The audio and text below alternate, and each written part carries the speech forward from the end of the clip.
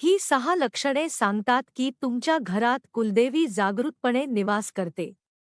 99% लोकांना माहीत नसलेली माहिती. मित्रांनो, कधी तुम्ही असा विचार केला आहे का की काही घरांमध्ये आनंद, समाधान आणि एकोप्याचे वातावरण असते? आपल्या चॅनेलला सबस्क्राईब कर आणि लिही श्री स्वामी समर्थ. आज चांगली बातमी मिळेल. तर काही घरांमध्ये कारण नसतानाही अडचणी, मतभेद आणि अस्वस्थता जाणवत राहते. अनेक कुटुंबांमध्ये असा विश्वास आढळतो की घरातील सकारात्मक वातावरण, परंपरांचे पालन आणि कुलदैवताविषयीची श्रद्धा यांचा जीवनावर चांगला परिणाम होऊ शकतो. पण नेमकं कुलदेवी म्हणजे काय? तिची सेवा का केली जाते? तिच्याशी संबंधित परंपरा काय सांगतात?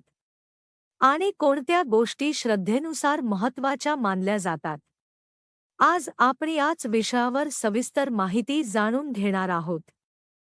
या माहितीमध्ये सांगितलेल्या गोष्टी या विविध धार्मिक मान्यता आणि लोकपरंपरांवर आधारित आहेत. प्रत्येकाने आपल्या श्रद्धा, कुटुंबाची परंपरा आणि विवेक यांच्या आधारे त्यांचा विचार करावा. हिंदू परंपरेमध्ये प्रत्येक कुळाचे एक कुलदैवत किंवा कुलदेवी असल्याची मान्यता आहे. अनेक कुटुंबांमध्ये असे मानले जाते की कुलदेवी ही त्या संपूर्ण कुळाचे प्रतीकात्मक रक्षण करणारी शक्ती आहे. जीवनातील आनंद, संकटातील धैर्य, कुटुंबातील ऐक्य आणि मानसिक आधार यासाठी अनेक जण कुलदेवीचे स्मरण करतात. या श्रद्धेमुळे कुटुंबातील सदस्यांना एकमेकांशी जोडून ठेवण्यास मदत होते, असेही अनेकांचे मत आहे. अनेक घरांमध्ये कोणतेही शुभ कार्य सुरू करण्यापूर्वी कुलदेवीचे स्मरण करण्याची परंपरा आहे. नवीन घरात प्रवेश करणे, वाहन खरेदी करणे, विवाह, नामकरण, व्यवसायाची सुरुवात किंवा इतर महत्त्वाचे निर्णय घेताना प्रथम कुलदैवताला वंदन केले जाते. या कृतीमागील भावना अशी असते की कोणतेही कार्य नम्रतेने आणि कृतज्ञतेने सुरू करावे. अनेकांच्या मते कुलदेवीची कृपा म्हणजे केवळ आर्थिक प्रगती नव्हे, घरात शांतता, परस्पर आदर, संयम, प्रेम आणि एकोपा टिकून राहणे हे देखील तिच्या आशीर्वादाचे प्रतीक मानले जाते. ज्या घरामध्ये प्रत्येक सदस्य एकमेकांचे विचार समजून घेतो, मोठ्यांचा आदर करतो आणि लहानांवर प्रेम करतो, अशा घरात आनंदाचे वातावरण निर्माण होते. अशा वातावरणामागे श्रद्धा, संस्कार आणि परस्पर विश्वास यांचा मोठा वाटा असतो. काही लोकपरंपरांमध्ये असे सांगितले जाते की घरात सत्तवाद, मतभेद, अस्वस्थता किंवा कारण नसताना तणाव निर्माण होत असेल, तर कुटुंबाने एकत्र बसून आत्मपरीक्षण करावे. या गोष्टींना केवळ धार्मिक कारणे जबाबदार असतात असे नाही. संवादाचा अभाव, गैरसमज किंवा दैनंदिन ताण यांमुळेही अशा परिस्थिती निर्माण होऊ शकतात. त्यामुळे श्रद्धेबरोबरच व्यवहारातही बदल करणे महत्त्वाचे ठरते.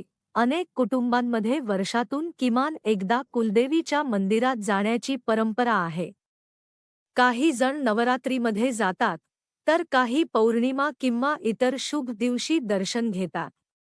या भेटीमागील उद्देश केवळ पूजा नसून संपूर्ण कुटुंबाने एकत्र येऊन परंपरेचे स्मरण करणे, कृतज्ञता व्यक्त करणे आणि सकारात्मक संकल्प करणे हा असतो. काही घरांमध्ये कुलदेवीच्या वाराचे विशेष महत्त्व मानले जाते. उदाहरणार्थ, एखाद्या कुलदेवीशी संबंधित विशिष्ट वार असल्यास त्या दिवशी उपवास, साधी पूजा किंवा नामस्मरण करण्याची प्रथा असते. मात्र या प्रथा प्रत्येक समाज, प्रदेश आणि कुटुंबानुसार बदलतात. त्यामुळे आपल्या घरातील परंपरा ज्येष्ठांकडून जाणून घेणे अधिक योग्य ठरते. श्रद्धेनुसार असे मानले जाते की ज्या घरामध्ये देवपूजा नियमित होते, स्वच्छता राखली जाते आणि कुटुंबातील सदस्य एकमेकांशी प्रेमाने वागतात, त्या घरात सकारात्मक वातावरण निर्माण होते. प्रत्यक्षात ही स्वच्छ, शांत आणि सुसंवादी वातावरण प्रत्येक व्यक्तीच्या मानसिक आरोग्यासाठी लाभदायक ठरू शकते. काही जण घरामध्ये मंगल कलश किंवा पूजेचे स्थान ठेवतात. ही परंपरा शुभतेचे प्रतीक म्हणून पाहिली जाते. मात्र कोणतीही वस्तू ठेवण्यापेक्षा तिच्यामागील श्रद्धा, स्वच्छता आणि नियमित पूजेला अधिक महत्त्व दिले जाते. बाह्य गोष्टींपेक्षा मनातील प्रामाणिक भावनेला अधिक महत्त्व आहे. अनेकांना असा अनुभव येतो की काही घरात प्रवेश करताच मन प्रसन्न होते. स्वच्छता, सुगंध, शांत वातावरण आणि कुटुंबातील प्रेमळ संवाद यामुळे अशी भावना निर्माण होऊ शकते. काही धार्मिक परंपरांमध्ये यालाच सकारात्मक ऊर्जेचे प्रतीक मानले जाते. तर ज्या घरात सतत तणाव, कटुता आणि अस्वस्थता असते, तिथे प्रत्येकालाच बेचैनी जाणवू शकते. त्यामुळे घरातील वातावरण आनंदी ठेवण्याचा प्रयत्न प्रत्येकाने करणे आवश्यक आहे. काही लोकपरंपरांमध्ये संतती सुख, आरोग्य किंवा कुटुंबातील प्रगती यांचा संबंध कुलदेवीच्या कृपेशी जोडला जातो. मात्र वैद्यकीय, सामाजिक आणि इतर अनेक घटकही जीवनावर परिणाम करतात. त्यामुळे कोणत्याही समस्येचे एकच कारण आहे असे मानणे योग्य नाही. श्रद्धेबरोबरच आवश्यक तेव्हा तज्ज्ञांचा सल्लाही घ्यावा. कुलदेवीची सेवा म्हणजे केवळ मंदिरात जाणे किंवा पूजा करणे एवढ्यावर मर्यादित नसते.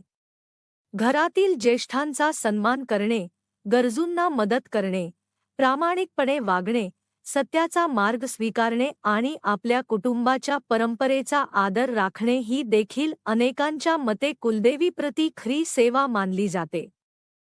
जर घरातील सदस्य एकमेकांच्या मतांचा आदर करत असतील, मोठे निर्णय एकत्रितपणे घेत असतील आणि प्रत्येकाच्या आनंदाचा विचार करत असतील, तर ते कुटुंब अधिक मजबूत बनते.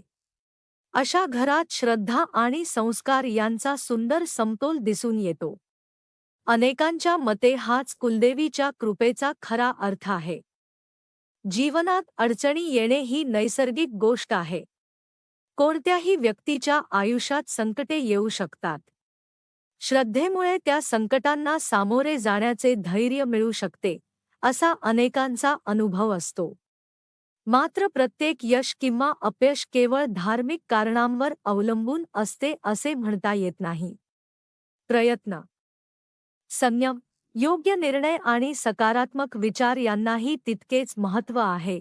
कुलदेवीविषयीची श्रद्धा ही अनेक पिढ्यांपासून चालत आलेल्या सांस्कृतिक परंपरेचा भाग आहे.